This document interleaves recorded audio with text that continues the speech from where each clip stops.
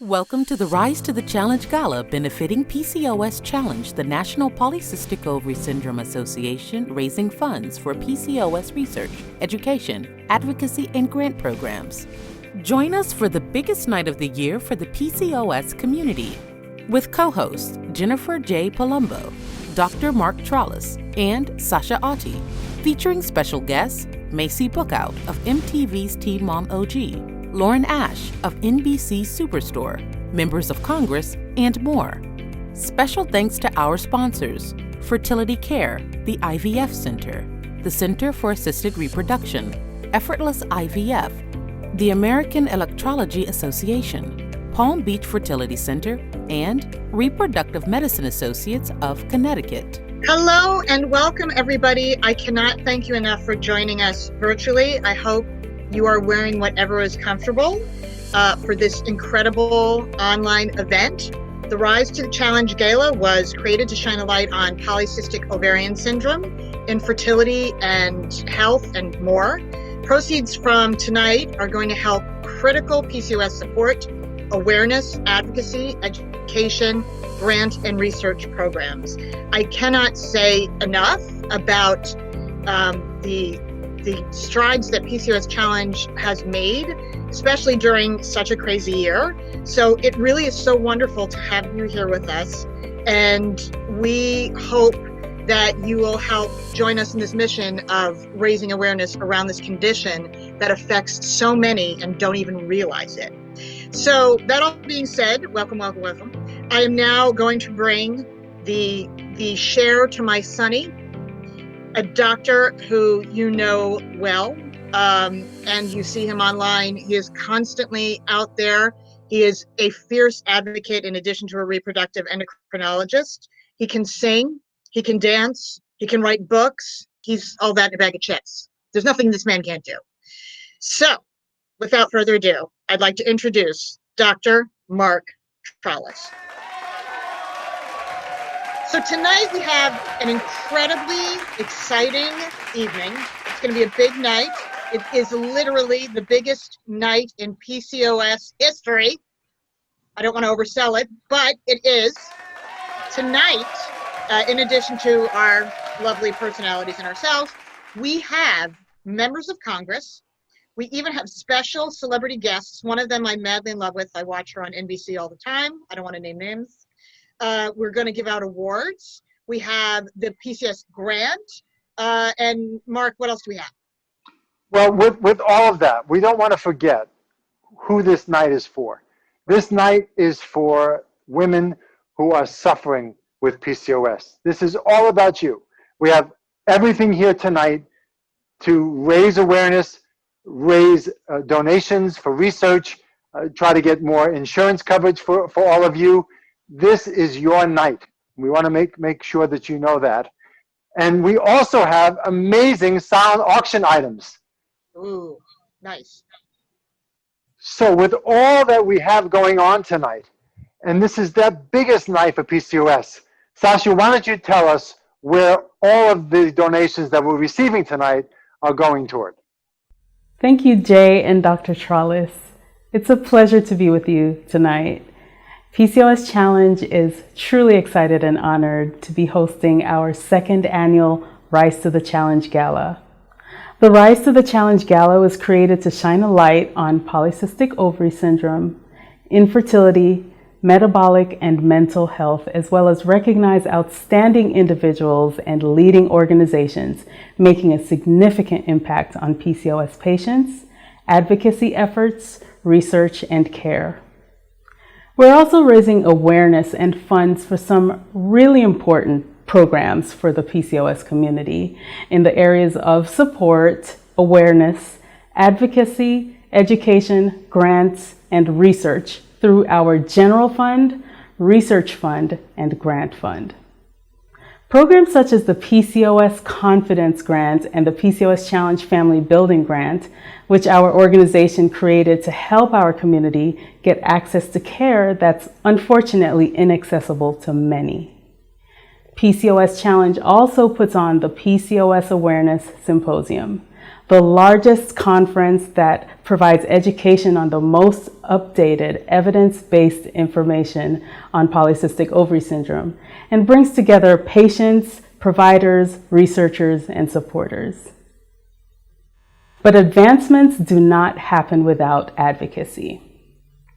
PCOS Challenge built the first ever advocacy platform for PCOS patients, supporters, and researchers to participate in legislative advocacy efforts within the U.S. government, with a vision that PCOS is treated as a public health priority. PCOS Challenge advocacy efforts also include lobbying major funders of PCOS research, such as the CDC, the NIH, to improve research funding for research and increase opportunities for the next generation of PCOS researchers. We're starting to see some progress. Our advocacy is starting to take hold and create change, and is translating to more research funding opportunities for PCOS research. However, we need your help to continue and elevate our work and mission. Please support us by donating money, bidding on the wonderful silent auction items, or both. Your support means a lot to advance the cause for millions of people impacted by polycystic ovary syndrome. Thank you so much for being here tonight.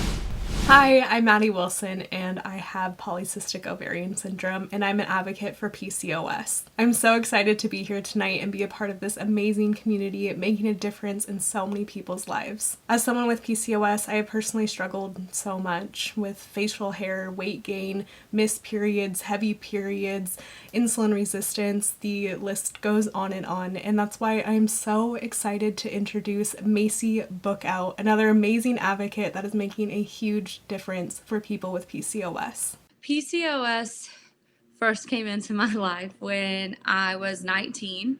I had my son, who was about a year and a half old.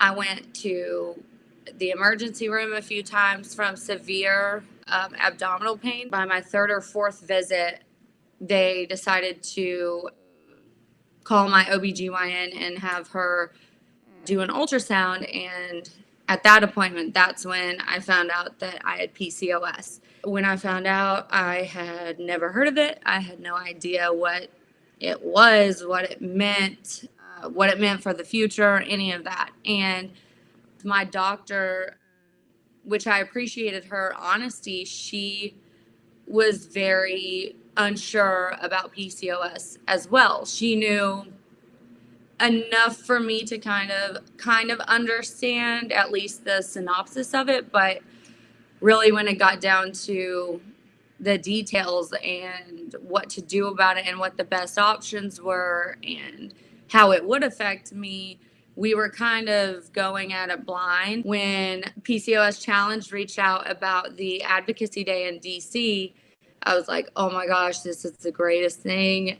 I have to do this, because for 10 years, dealing with different symptoms and having symptoms that I really had no idea had to do with PCOS or were connected at all, I was just tired. I was tired of not knowing. I was tired of being confused and tired of wondering. So the last few years working with PCOS Challenge, it's been life-changing, because not only just from gaining knowledge and being educated on different types of PCOS and kind of learning more about some of the things that I have experienced and symptoms I had had were connected, I feel like I would have never learned. But I do feel like the last 3 years advocating and bringing awareness to it, it's changed my mindset a lot on PCOS and having it. It's given me a little bit more hope,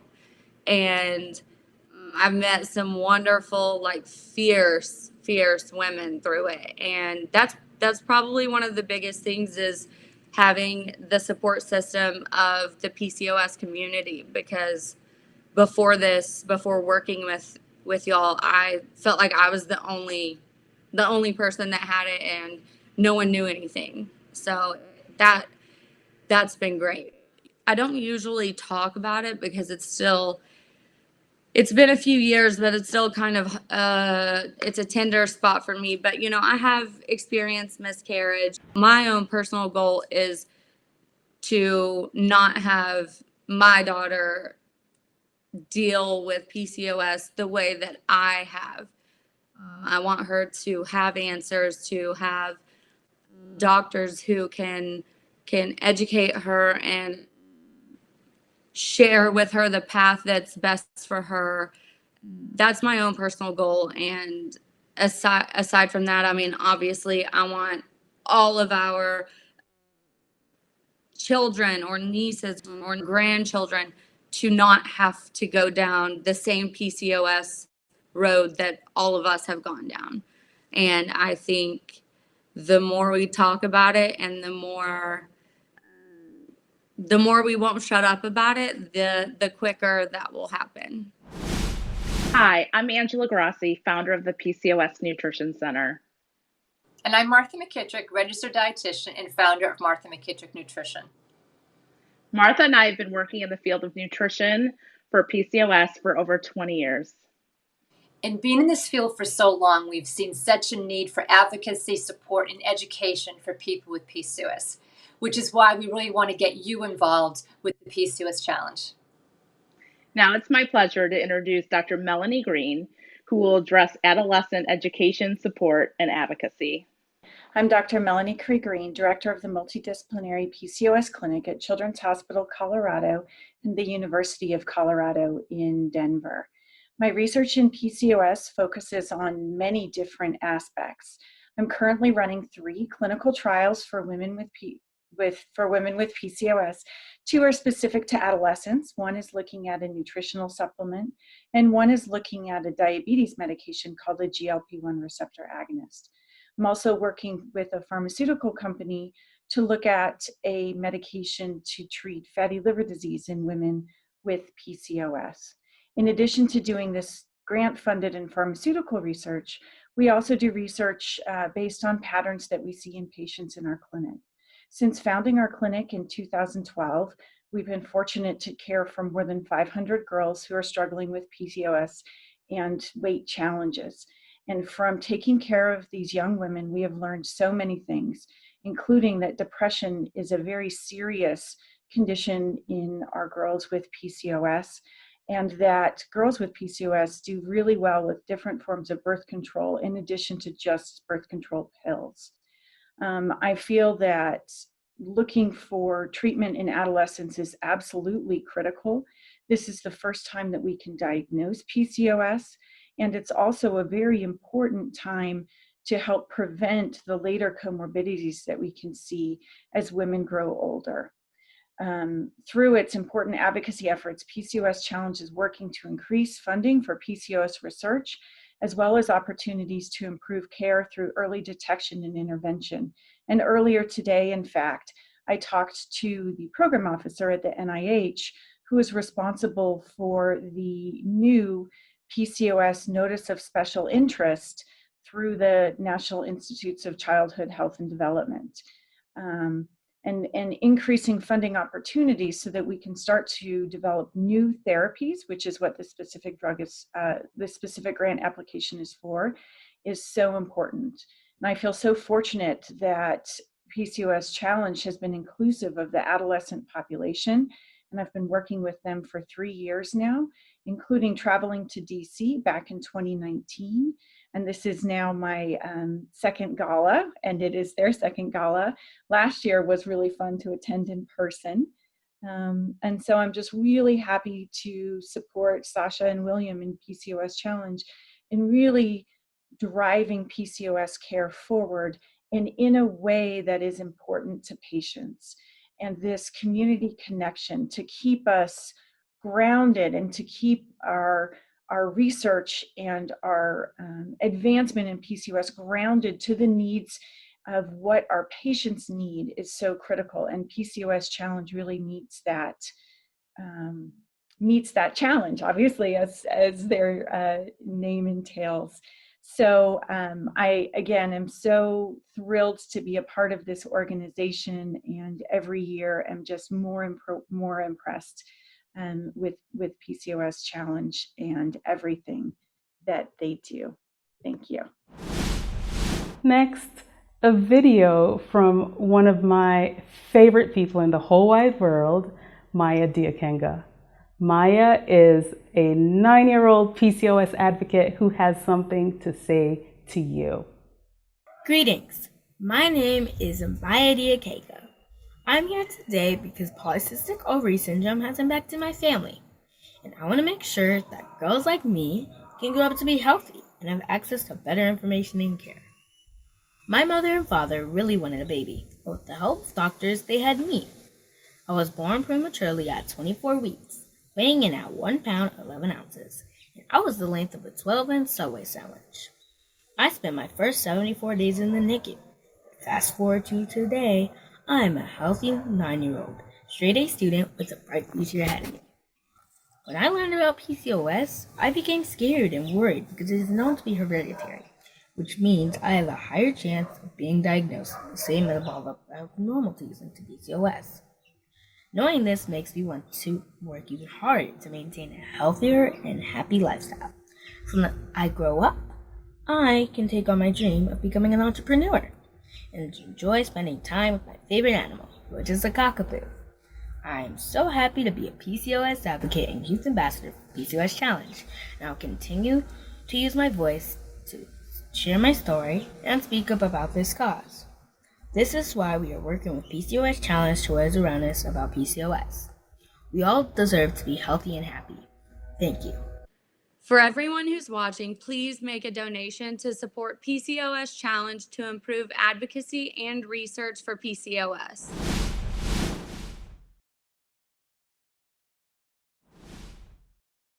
Next, a person who needs no introduction in the PCOS space, Dr. Ricardo Aziz, one of the world's leading experts and researchers in the PCOS field. Congratulations, Essence, for being awarded the PCOS Challenge 2020 Ricardo Aziz Advocacy Leadership Award. Your work with Cajun Sisters of Northwest Louisiana is impressive and important. You have made many women aware that they are not alone. You've also made sure that many individuals know that PCOS is an important disorder and a disorder that affects millions of women worldwide and that deserves the attention that it merits. Thank you for what you do, and I look forward to seeing more of your work. Good evening to my PCOS community, family, friends, and supporters. I'm excited to be the 2020 recipient of the Ricardo Aziz Advocacy Leadership Award. I didn't become an advocate for personal recognition, but to help dispel the myths about PCOS and give hope to those with doubts about living a normal life with this disorder. My mission is to fight for access for available resources in my area, because being from Northwest Louisiana, I know firsthand how sometimes we have to be outsourced to surrounding states for certain treatments. The PCOS Challenge gave me my strength and courage to advocate for myself and for the next generation so they don't have to suffer as I have. Thank you to the PCOS Challenge for choosing me as the recipient for the award this year, and I look forward to working with you more in the future. Thank you.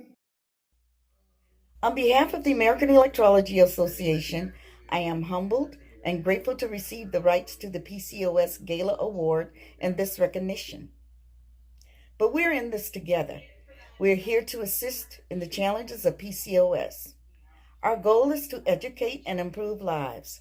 This is not without challenges, but together we will make a difference. As president of the American Electrology Association, I graciously accept this award, and we will continue to work with PCOS Challenge wherever possible. Hi, I am Megan Murphy, PCOS Challenge volunteer and a PCOS patient. And I am Renetta DuBose, PCOS Challenge Patient Advisory Board member. It is good to be here with you all tonight. For the past few years, Renetta and I have had the pleasure to work alongside PCOS Challenge, advocating in the U.S. government for the millions of people in the United States impacted by PCOS. Renetta and I can both attest to the long journeys that we often have after our diagnosis and feeling alone. When we meet together for Advocacy Day, we are not alone, and we're fighting for the millions of other girls and women who also struggle with this disorder. You're absolutely right, Megan. The experience on Capitol Hill during PCOS Advocacy Days is very monumental, and I am proud to be part of that with you and so many other women. I am a woman with PCOS. I'm also a Black woman with a family history of diabetes and someone who was desperate to find out more information about PCOS for my own health. So I am very happy that I connected with PCOS Challenge because it has given me the platform to help myself and others, especially on the news desk. Senator Elizabeth Warren has worked for the past 3 years with PCOS Challenge on bipartisan efforts within the U.S. Senate to increase PCOS awareness, education, research, and access to care. Here's a message to the PCOS community from my always hometown, Senator Elizabeth Warren of Massachusetts. Hello, PCOS Challenge. I'm so sorry we couldn't do this in person, but I'm glad to have a chance to send along this message. I want to thank everyone at the National Polycystic Ovary Syndrome Association for your leadership and for all the work you do to raise awareness and advocate for the women and teens affected by this condition. PCOS affects between 5 and 10 million women. It is the most common endocrine disorder among women and a leading cause of infertility. We know how devastating it can be. Women with PCOS often suffer from psychological disorders like anxiety or depression or eating disorders. They also have a higher risk of developing diabetes and cardiovascular disease. Despite its prevalence and serious health effects, there is currently no cure for PCOS, and many women and teens go undiagnosed for years. That is why, for the past 3 years, my Senate colleagues and I have led an effort to try to shine a light on PCOS by introducing a bipartisan resolution recognizing its seriousness and supporting the designation of September as PCOS Awareness Month. This month, I reintroduced this bipartisan resolution to help raise awareness about the need for further research, the need for improved treatment, and finally, the need for a cure so that women and teens can lead healthier, happier lives. But much more needs to be done. Every person suffering from PCOS needs support from their family, their friends, and their community. They also deserve the full support of their government. We need to increase education and research and ensure that there are robust resources to support the people and the families that are impacted by this disorder. I plan to continue this fight in the United States Senate. The work you do to advocate for people with PCOS is incredibly powerful. If we continue to come together and to make our voices heard, we can change the future for millions of people affected by PCOS.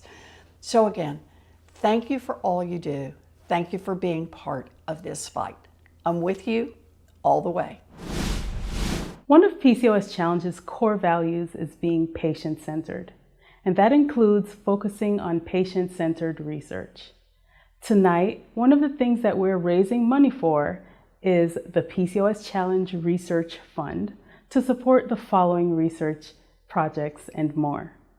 A PCOS genetic research study being done in partnership with MedAnswers to learn more about the genetic underpinnings of PCOS in diverse ethnic populations. Additionally, we're working on research to determine the economic burden of PCOS to further strengthen the case for more PCOS research funding. Next, PCOS Challenge is working to build a PCOS registry to give patients and doctors greater insights into PCOS and treatment and management options. We're also raising funds for programs to increase equity and inclusion in PCOS research and support early-stage investigators. PCOS Challenge is also working directly with the Centers for Disease Control and Prevention, as well as the National Institutes of Health, on specific projects to improve diagnostics and outcomes for PCOS patients. As we raise funds tonight for PCOS research, it is my pleasure to introduce fellow advocate Shayla Mann to talk about two major gaps in PCOS research. Shayla? Hi, Megan. It is an honor and a pleasure to be here on such a big night for the PCOS community and on behalf of PCOS Challenge. As a Black woman, it is really important to me and women that look like me that there be equity and inclusion in PCOS research and to support our next generation of researchers. Those are two great points because I really think we need to support equity, inclusion, and early stage investigators because they're the future of PCOS patients and they hold the key to a cure. Yes, and it's an honor that we have here tonight Dr. Maha Lingaya to talk about these two very important gaps in the PCOS research. Hello, my name is Shruti Mahalingaya, and I am a physician scientist. My lab is at the Harvard Chan School of Public Health in the Department of Environmental Health, and my clinic is at the Massachusetts General Hospital in the Division of Reproductive Endocrinology and Infertility, a division within obstetrics and gynecology. It is an honor to be here today to talk about the importance of supporting early stage investigators in research on polycystic ovary syndrome, its etiology, and longitudinal health across the lifespan among women who have this disease. As you know, the disease is sometimes challenging to diagnose. Women may spend years in bouncing around clinic visits before getting the diagnosis. In addition, the symptomatology can be very, very upsetting and damaging, affecting quality of life, particularly the androgenic side effects, hair loss, acne, and extra coarse facial and body hair.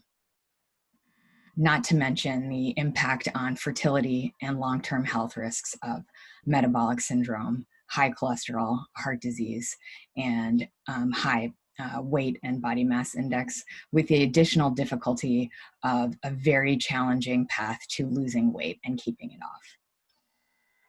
As we know, polycystic ovary syndrome can affect women in many different ways, and research is much needed to understand the diversity of its prevalence, of how it presents, so that we may better diagnose and treat this disorder as early as possible, as well as counsel patients in order to help them reduce their risk across the lifespan and have them have supported healthy pregnancies in addition to that. I'm here today to talk a little bit about my research and the importance of supporting research for early stage investigators to not only support research on PCOS, but also support diversity in thought, inclusion and equity amongst those who are committed to studying this disease. I have had a wonderful experience in support with my prior funding and research training with the Building Interdisciplinary Research Careers in Women's Health and the Reproductive Scientist Development Program. Regardless, more funding is needed to support young researchers early in their career, not only like me, but who are asking important questions that will cure this disease and reduce the risk of women with this disease. So please join me in the work that PCOS Challenge is doing to generate a research fund, as well as in their lobbying efforts to increase the allocation of research dollars to the study of polycystic ovary syndrome and menstrual disorders. Thank you so much. It's a pleasure to be here today and an honor to share a little bit about my background with you. I am Letitia Bates, also known as That PCOS Coach, and a woman who has lived experience with PCOS. As a woman with PCOS, I have experienced the highs and lows of living with the syndrome. Everything from weight struggles, infertility, to mental health conditions. And because of these things and more, I am proud to be part of a movement that demands more research and better options for people like me. I am proud to introduce our next guest, who, despite her busy schedule as an actor, took the time to walk the halls of the U.S. Congress with us to advocate on behalf of millions with PCOS. Here is Miss Lauren Ash.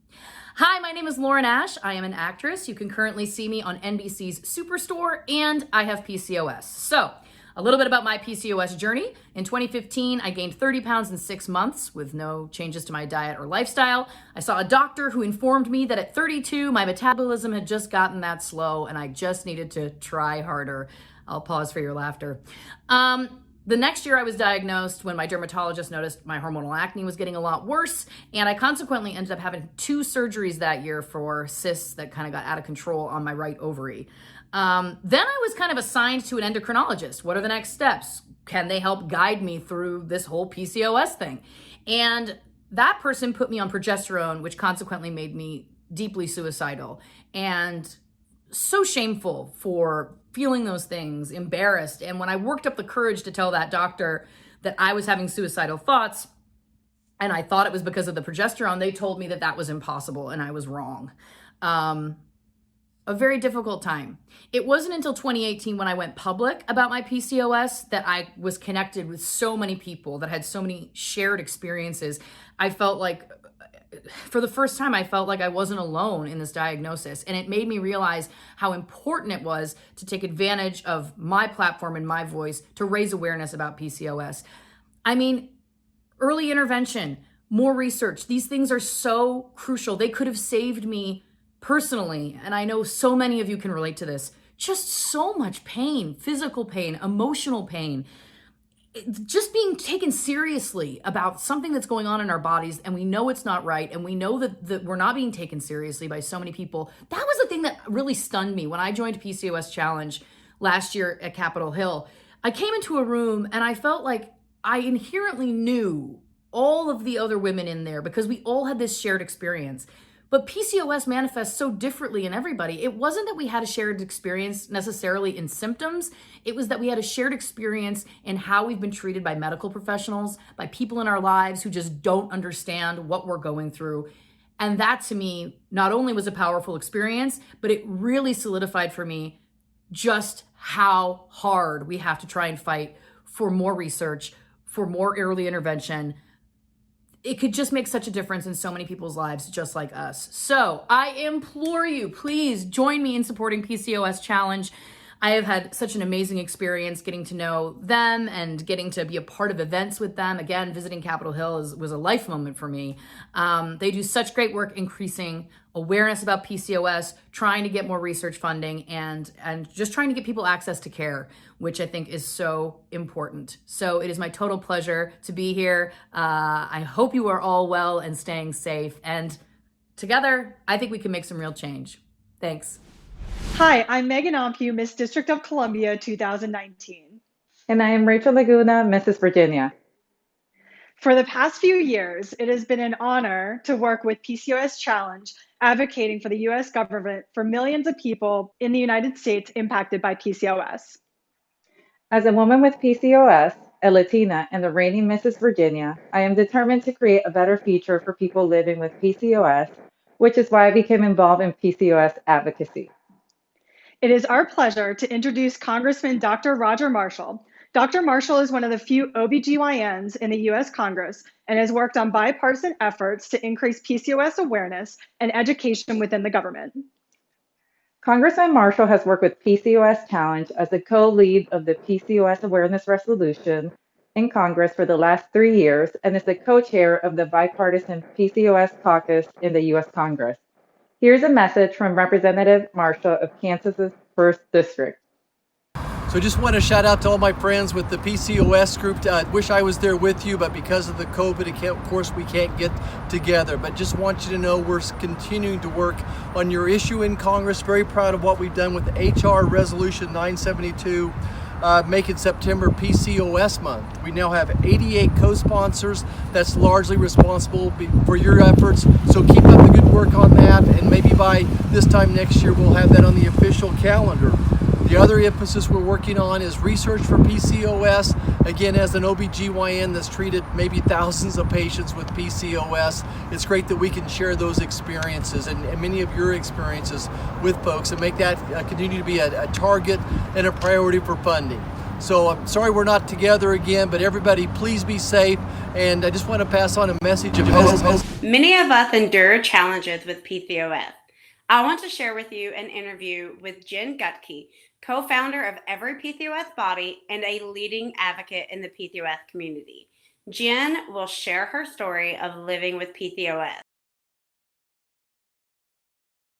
I had no idea that there was a connection to a lot of things, PCOS, including like diabetes and heart issues, high cholesterol, a lot of things that, high blood pressure, a lot of things that I suffer from. I had no idea that they were correlated to PCOS in general. So my diagnosis came about a little bit differently than most people do. I had absent periods, or when I would have my periods, they were really, really heavy. I never, I started to get hair under my chin and things like that. But I never knew that there was any type of condition that was associated with it, and I never sought out anything like that. What happened was I had went to an emergency room for a different condition, and the emergency room doctor was like, you have you went through the Rotterdam criteria with me and said, more than likely you have this thing called PCOS, and you should really follow up with a gynecologist about it. I was 17 at the time. Not much was known about it then. But yeah, so I was diagnosed by an ER doctor when I was there for a totally different reason. And at the time I was 17, I didn't care that I wasn't getting a period. Nothing was really told to me. I mean, I did see a gynecologist about it, and they literally told me, you're going to be fat, you're going to be hairy, and you're going to have problems having kids. And these were all things that I assumed based on not having a period. I was already hairy and I was already fat, so I was like, okay, nothing's changing here. So that's how I went about my 20s and even into my 30s, even though I was seeking assistance for infertility and things like that. Doctors still weren't telling me much about PCOS, and it wasn't until I was diagnosed with diabetes in my late 30s that I started actually researching PCOS, and that's when, Google was here. This whole time I knew that I had it, but I'd never bothered to research it, and, doctors never bothered to tell me about it. So I never really thought anything too much about it. But once I was diagnosed with the diabetes, all of a sudden I went down this rabbit hole of learning about PCOS and learning how diabetes was connected, how my high blood pressure was connected. Obviously, the infertility was connected, and I knew that all along. But the cholesterol was connected, and then, that all these things that I was blew my mind, how, migraines were connected, how the fatigue was connected, and all these things that I thought made me a hypochondriac throughout my whole life was actually symptoms of PCOS. The first time I was diagnosed, it was endometrial cancer. The second time I was diagnosed, it was lessened down to high stage complex hyperplasia with atypia. And then the third time that I was diagnosed, and in between each of these diagnoses, I was going through treatment. There's 4 different types of hyperplasia.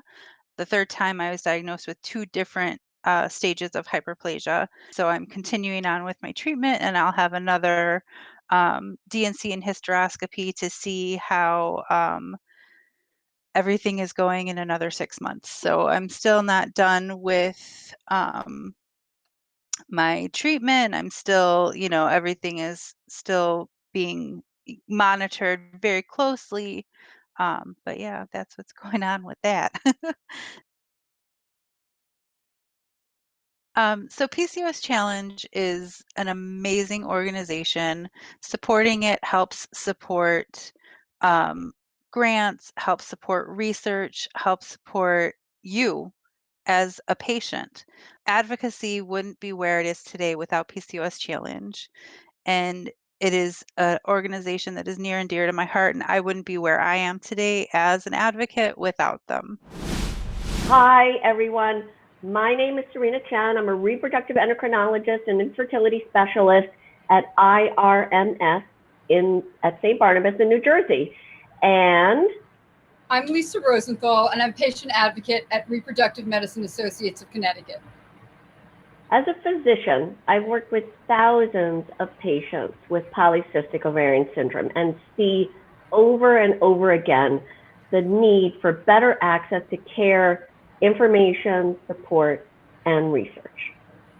And working as a patient advocate, having also family connections to PCOS, it's been my passion and honor to work with PCOS Challenge, especially with Sasha and William, on advocacy efforts that will create a brighter future for families like mine and yours and other families that come into this syndrome. It is our pleasure tonight to introduce Congresswoman Debbie Wasserman Schultz. Representative Wasserman Schultz is one of the leaders of the PCOS effort within U.S. Congress and has worked with PCOS Challenge on bipartisan efforts to increase funding for PCOS research. Congresswoman Wasserman Schultz has worked with PCOS Challenge on legislative advocacy efforts for the last 3 years and is a co-chair of the bipartisan PCOS caucus in the U.S. Congress. Here is a message from Representative Wasserman Schultz of Florida's 23rd District. Thank you to the PCOS Challenge. As a co-chair of the PCOS caucus, I've worked on advocating for women and girls with PCOS. Like so many disorders that affect women, PCOS has gone ignored and undetected for far too long. The health of women and girls should be a priority, not a second thought. PCOS is an important and underserved area of health that needs immediate attention and support. We must increase awareness of this disorder from the public to our healthcare professionals. We must fund research, improve treatment, and focus on finding a cure for PCOS. And we must improve the quality of life for women and girls across our country. I am with you in this fight. Thank you so much. It's me again, Dr. Serena Chan, New Jersey IVF doctor. I am so excited to be here with one of my favorite PCOS advocates, PCOS Girl. Good evening, everyone. I'm Ashley Levinson, PCOS Girl. I've been a PCOS advocate and educator for over 20 years. In those 20 years, I've seen the need for more community outreach, for more resources for patients and providers, for more awareness for our cause, and for more funding for research so we can end PCOS, which it is why it is my pleasure to work alongside PCOS Challenge to create the change we need through advocacy, education, and activism. I could not agree more. Having been a practitioner in infertility for over 20 years, I've seen the struggles of all my PCOS patients, and it continues to this day. We're learning more, but we don't know enough. We need your help with funding for research. I remember in 2017 going to the first congressional briefing on Capitol Hill organized by PCOS Challenge.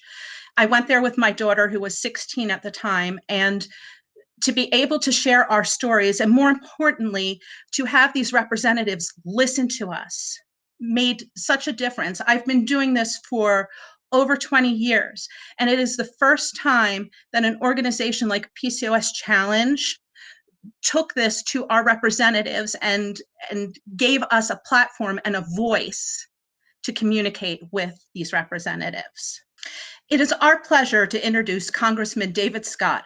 Congressman Scott was the first sponsor of the PCOS resolution in Congress and has worked on bipartisan efforts to increase PCOS awareness and education within the government.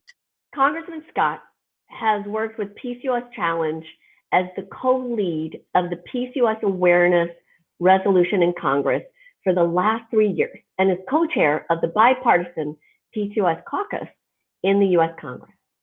Here is a message from Representative Scott of Georgia's 13th Congressional District. I am very proud to work with PCOS. and with research, with the need for better treatment. You know, as I advocate for PCOS, I'm reminded of a great friend of mine. She was a woman too. Her name was Isabella. But in New York City one day, Isabella had a vision from God, and God changed Isabella's name to Sojourner Truth.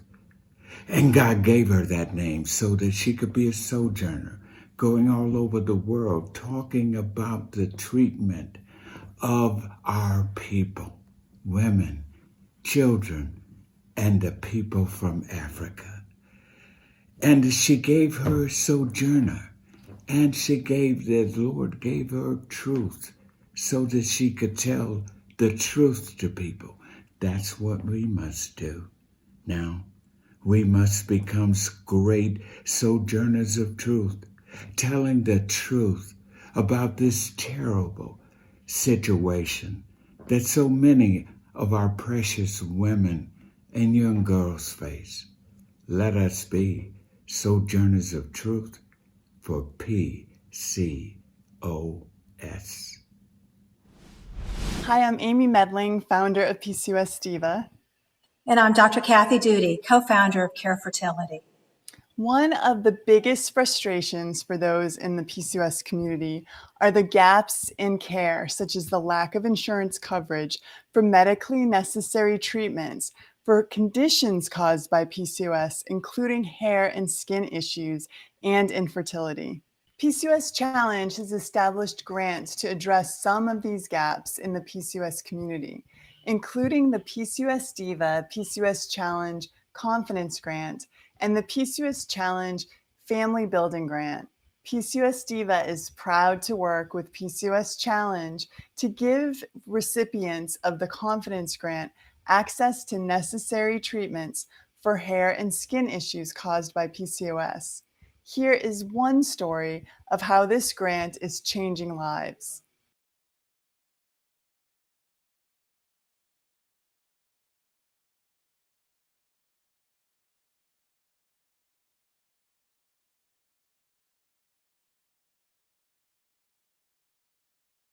It got really bad in 7th grade, but no one really said anything in 6th grade because it wasn't as bad. But 7th grade came around, and 7th grade in general is going to be bad for anyone. But it was just the worst for me because the hair got thicker, and then it was mainly boys who would say something, and girls really never said anything, but they did ask questions like, have you talked to a doctor about it? Have you even tried to figure out what that is? And it really bothered me because I didn't know either. And so I think that was my tipping point, because if I did know, I feel like I would have had a better experience, and I would have been like, oh yeah, it's this. I have PCOS, but I didn't know that.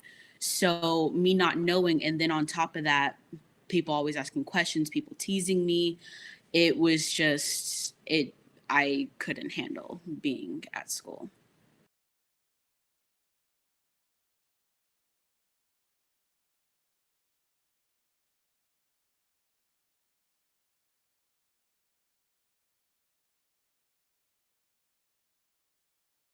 Karen was starting to get affected by it, and her perky personality that she had, her outgoing character, just began to dwindle very fast.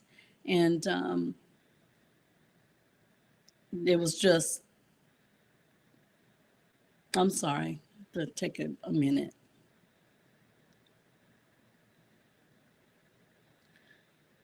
Okay, I think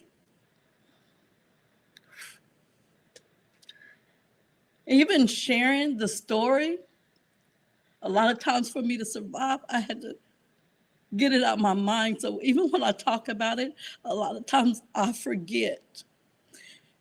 And it's hard. It's just that's how I survive, so I can help Karen. So just expressing everything that she went through it didn't only devastate her, but it also devastated me. And we still have to go to doctors to get help to find the balances that we need and to correct the PCOS.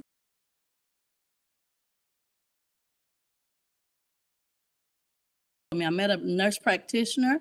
She told me to look online and look up PCOS, and that's all she gave me. And when I did, I came across the PCOS challenge, and I felt a little hope. And I was just trying to focus and get my daughter to a place of hope that she's not by herself. So it was very devastating, but it began to get better once we realized and got into the PCOS challenge and learned a lot about the help that was out there, such as the grant.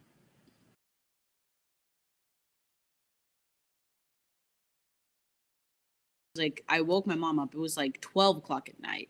I woke her up and I was like, Mom, I got the grant. And she's like, okay, great. And then she went back to sleep. But I was very excited because it was just like, it felt like a new beginning. Like, I don't really remember anything before that.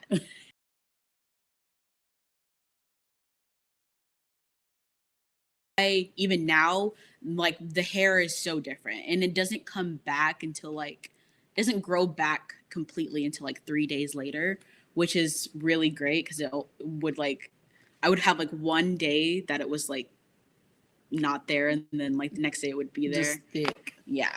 So it's not thick anymore. It's like very it's not like everywhere. Like right in here, I don't have it as much, and like up on my cheeks, I don't have it as much.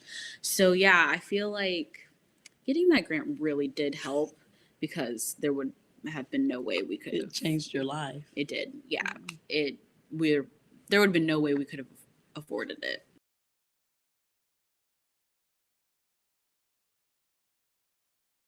If we did not locate or find out about PCOS challenge, I don't even want to look and see where our lives would have been. But I get so excited, and each year, each second month, however you want to place it, I see hope. And we are a family. There are people that are struggling, maybe even worse than we did. And it's such a comfort. And now it's like I find the strength, because when I listen to Karen talk, a lot of my guilt about things, a lot of my hopelessness, it just disappears. And I'm so proud to hear her articulate so well to help other girls. So we're just glad to be a part of PCOS Challenge. And we want to keep working, and we want to do our part to help others get through it. That no one's by themselves. No one is by themselves. And we want to be that as well for someone else.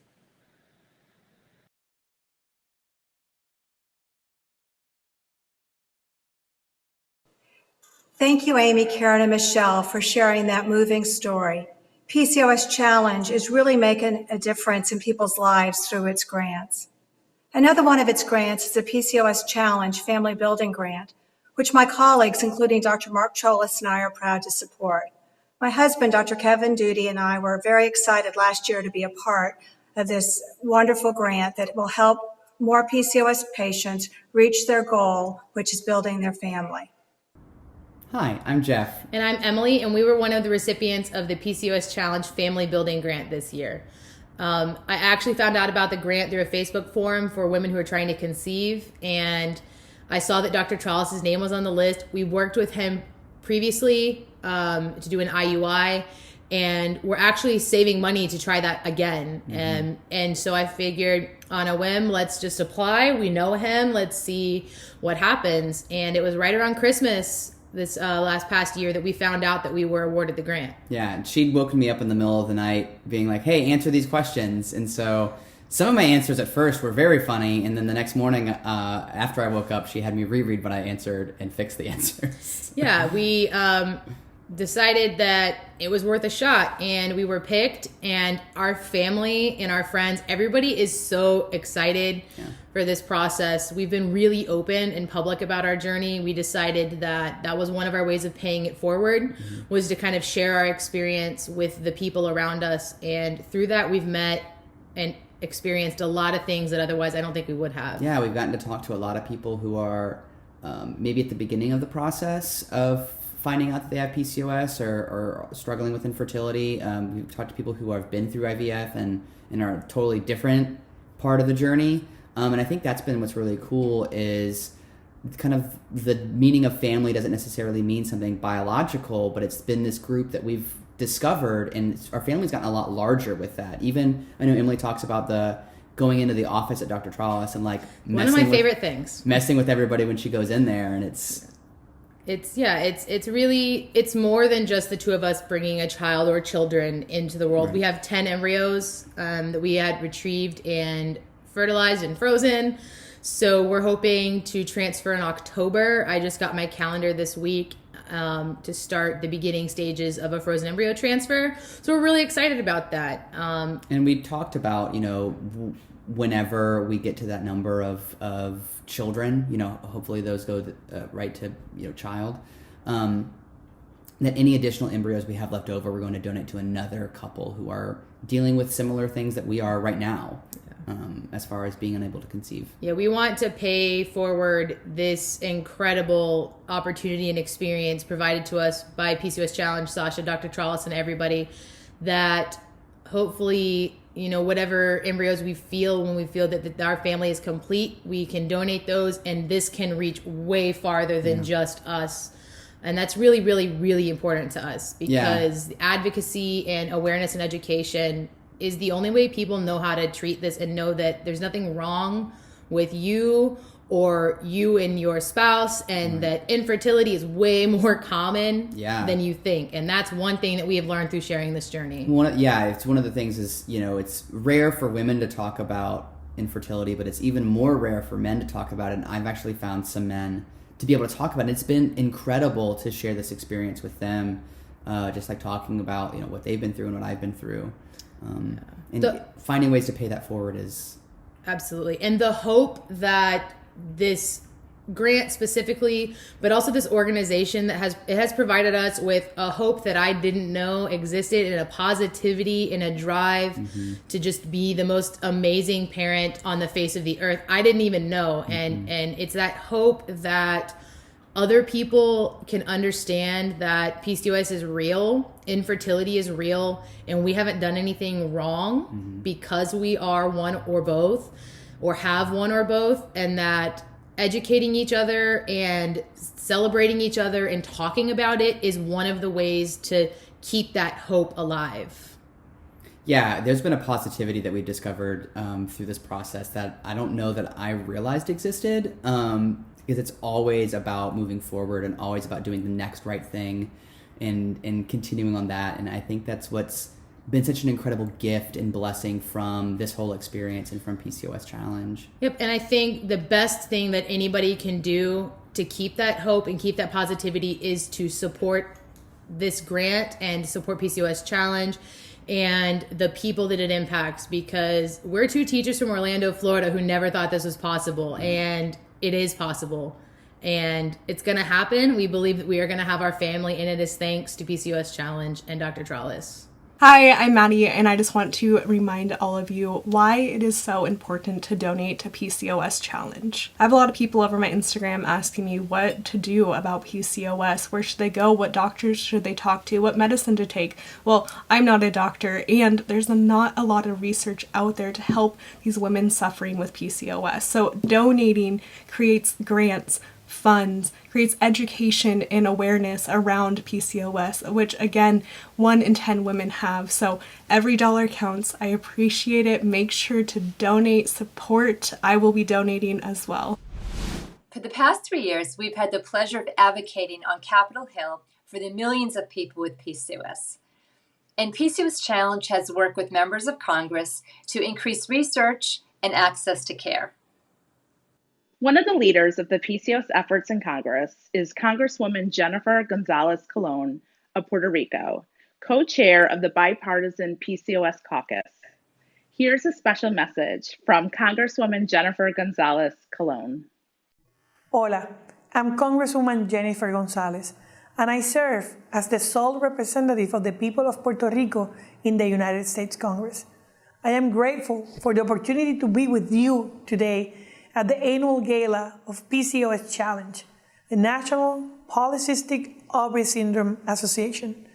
As all of you know, polycystic ovary syndrome is a lifelong hormonal, metabolic, and reproductive disorder that can lead to multiple complications, including diabetes, heart disease, endometrial cancer, infertility, among many others.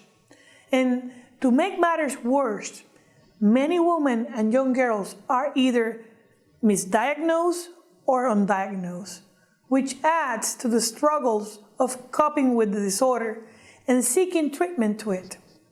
In Puerto Rico, PCOS impacts hundreds of thousands of women and girls, making this a serious health concern in my district.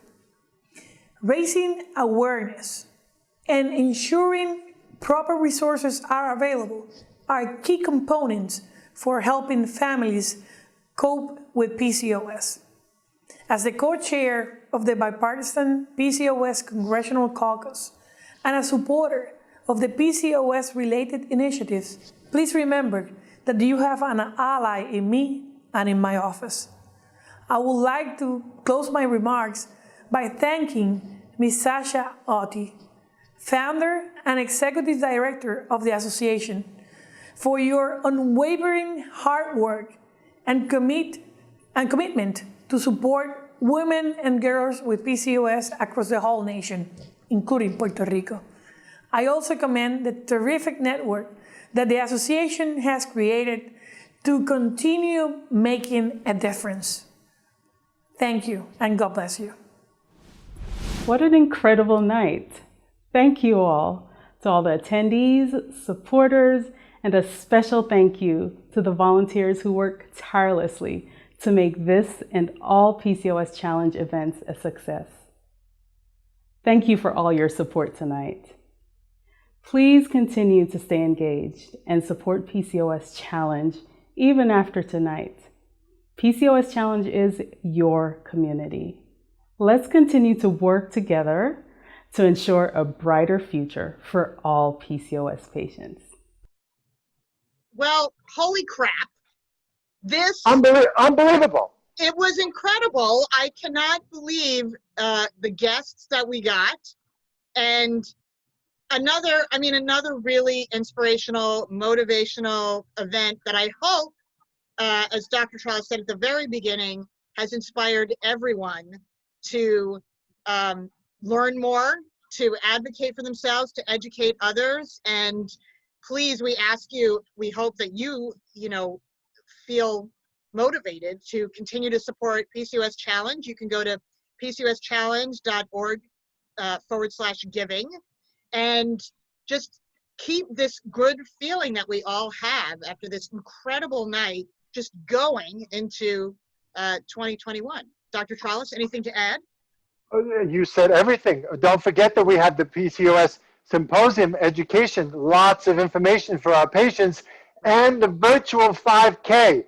So this night just flew by, and we just love being a part of this with you all. Tremendous strides are going on in research now to learn more about PCOS, what kind of impact this is having on pregnancy, even in offspring, the impact of PCOS. So thank you all for being a part of this. This is a tremendous journey for us. We love being associated with PCOS, and we wish you all safety, and we wish you all empowerment. I love it. I do want to add, if anyone wants to join me in the virtual 5K while laying in bed eating chocolate chip ice cream, that would be Can you do that? Are you able to do that? I feel confident in my virtual running skills by not running. In closing, I do also want to thank everyone who actually is basically who was a guest tonight, who spoke, who is involved in making this evening happen. especially PCOS Challenge. Thank you so much for making this literally technically possible. Thank you, everyone. Absolutely. Kudos to PCOS Challenge. Good night. Special thanks to our sponsors: Fertility Care, the IVF Center, the Center for Assisted Reproduction, Effortless IVF, the American Electrology Association, Palm Beach Fertility Center, and Reproductive Medicine Associates of Connecticut.